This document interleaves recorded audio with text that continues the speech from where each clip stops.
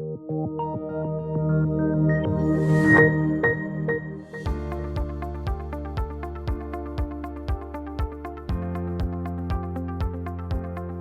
this is the C-Suite at the Open video series, and I am Omar Kafagi. Joining me today is John Walsh. He's the CEO of PopReach. PopReach just joined the TSX Venture Exchange not too long ago, and he's going to talk to us about what PopReach does. So, John, thank you for joining me today. Thank you, Omar. Happy to be here and nice talking to you again.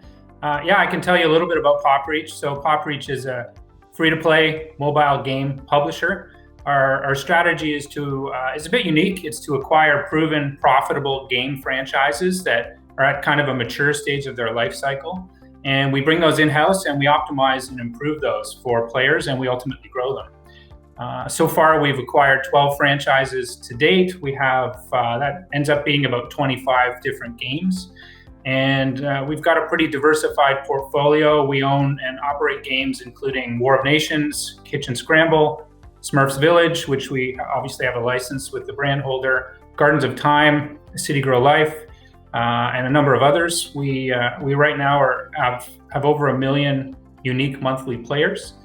As a company, we have 120 employees. We have offices here in Toronto, in Bangalore, India, and a small office we're building out in Vancouver. I can tell you that I'm pretty fortunate. We have a highly experienced leadership team, especially a bunch of veterans that have had a lot of success in the free-to-play mobile game space that are responsible for almost $1 billion in revenue generated off mobile free-to-play games, and have invented and live operated a number of successful franchises. So pretty unique time in the industry, and I think we've assembled a pretty awesome team to go out and capitalize on our strategy. So what are some of the trends that you're seeing right now in the gaming space, and how's it positioned to benefit from those trends? Well, I think probably the biggest trend we've seen in the last number of years, and we've seen kind of accelerate even more recently, is just the growth of mobile gaming. Just this past year, mobile gaming surpassed the rest of the games industry combined. And it's a big industry, Omar, as you probably know. It's over $150 billion. And in 2020, the mobile game industry specifically is projected to be about 90 billion of that revenue. So, it's just grown significantly. It's continuing to grow at a rapid rate. An interesting data point is there are more than 210 million mobile gamers in North America alone. And I think the whole idea of having this game console in your pocket, right? As phones have gotten more powerful, you can play pretty sophisticated games. Even though Candy Crush may not seem sophisticated, there's a lot of very interesting things going on there. And the fact that these games are more casual, more approachable, has just grown the market substantially. I would say that because of the mobile games, the dominance of the free-to-play business model, which for people who don't know that term, means the idea that you download these games on your phone for free, you can play them for free, and then you can typically choose to make in-app purchases. So you're buying virtual goods for real dollars in these games to enhance the game experiences as you choose, or you can choose to engage with advertising where you can earn some of this premium currency. And that's an interesting trend because it gets a lot more people into these games, and they can decide if they like them and kind of pay as they go, right, as they're enjoying the experience, or just continue to play them for free. So that's another one. And then I guess probably the last thing that's significant that I see as an emerging trend is the growth of advertising in mobile games. A few years ago, a lot of game companies weren't even including ads in their games because they felt like they took away from the game experience for players. But there was the emergence of this concept called rewarded video, which is basically advertising that players in a game can choose to engage in exchange for virtual currency. So it's kind of a trade, right, with the player. If they don't want to make in-app purchases, but they want more things in the game, they can watch an ad and get rewarded for that. And that, I think, is going to continue to drive a lot of growth in the overall potential for mobile games. Okay. And the last thing I would touch on that's kind of particularly relevant is this this stay-at-home trend, right? And stay-at-home businesses. Unfortunately, there's nothing good about the pandemic we're dealing with, but I would say that what it's proven is for the games industry is that the games industry is very resilient, right? I've been involved in the games industry my whole career, and the last time we saw a significant economic downturn in 2008, the games industry weathered that very well, but there weren't mobile games, and there weren't free-to-play mobile games in 2008. And what we've seen now, I was a little concerned about what would happen to free-to-play mobile games if everyone was at home and maybe going to their console or PC and playing games there, maybe not spending as much money in these free-to-play games. But we've seen quite the opposite, which is encouraging, because the games industry is, when the economy is good, the games industry is good. And when the economy is a little bit tougher or tighter, the games industry stays good. So that's one thing that's kind of proving out right now under, unfortunately, very bad circumstances, but interesting.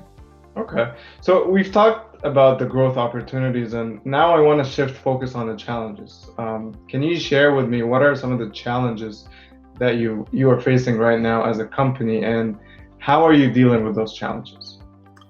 Sure. I think obviously the number one challenge is probably a challenge that virtually every company around the world is facing right now, which is this pandemic.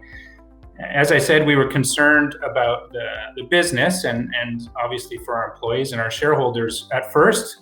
We are less concerned about that now, because we've seen that people are playing more games. The other side of the pandemic is just everyone working from home, right? And what that transition has been like. We have 120 employees all over the world, and we weren't sure how many of them would be able to work from home. We've made that transition, and huge credit to our team. Everybody has remained incredibly productive and optimistic and positive despite all the tough things everybody's dealing with. So that's been a challenge, but we're not unique in that challenge for sure. In terms of our specific industry or PopReach in particular within the industry, we're a global business. We have offices in halfway around the world. So there's always that challenge of keeping everybody communicating efficiently. We've been able to do that, overcome that with technology, thankfully. And the other thing about our business is our games are live, right? They're always on 24/7. There are players playing them at all hours, and they're living, breathing services really that we're kind of constantly investing in and keeping going and keeping running. So there's some touchy times there, with servers and things, and even Amazon and some of the biggest server companies in the world have issues at times, and you can lose connectivity in that. And then finally, I would say that the industry is intensely competitive. There are over 1,000 games submitted to the app stores every single week. So there's a staggering amount of choice for consumers, and it's difficult to cut above the noise for that. I think our strategy really mitigates that by going out and acquiring these proven franchises that already have these established user bases. And we already know that there's that product market fit, and there's already a fan base for the game. So we don't have to play that game of trying to launch a new game and look for a hit and kind of cross our fingers and invest a lot of money in marketing. These games have already kind of done those things. So, but those are some of the things we face regularly for sure. Okay, so being in a competitive space, just like you mentioned, how do you stand out? What is your competitive advantage? And if you're talking to an investor, how would you describe PopReach as an attractive investment proposition?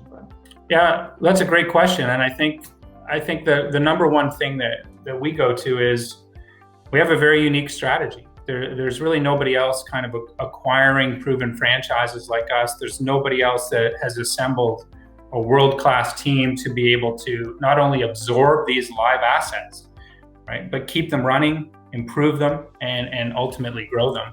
And we're doing that in the highest growth sector of a very large industry that's proven to be resilient. We have a highly risk mitigated strategy. The assets that we purchase have a long history of financial performance, and we do a lot of analysis before we acquire these assets to prove that, or give us confidence, I should say, that we're going to be able to make the kind of improvements to maintain their cash flows and improve their cash flows and provide predictable long-term revenue growth for our shareholders and positive cash flow. I mean, we're already cash flow positive. We've laid the foundation for the business. We have a very diversified portfolio of games already. And we think we're well positioned for growth because there are a lot of acquisition opportunities we're looking at right now for additional game franchises. And finally, John, you've listed recently on the TSX Venture. So what does that mean for your company and your business? Well, it's exciting for sure. It's a new adventure, Omar. It's my partner and I and our executive team are very knowledgeable and are fortunate to have a lot of experience in the games industry. But being a publicly listed company is kind of the next level of operating a business, and it's exciting. We're learning a lot. But I would say most importantly, and the fundamental reason we decided to take this approach for the business is to improve our access to capital.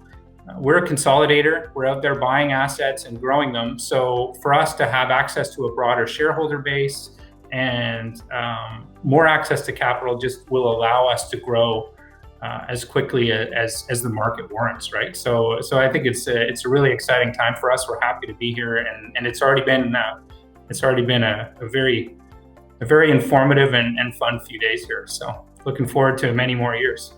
Great. Well, John, I know it could get a little overwhelming in the public market, so make sure to always leverage our team here at the exchange. We're here as a resource for you guys. So thank you very much. Thank you very much for joining me today. It was a pleasure chatting with you, and I look forward to witness PopReach's success.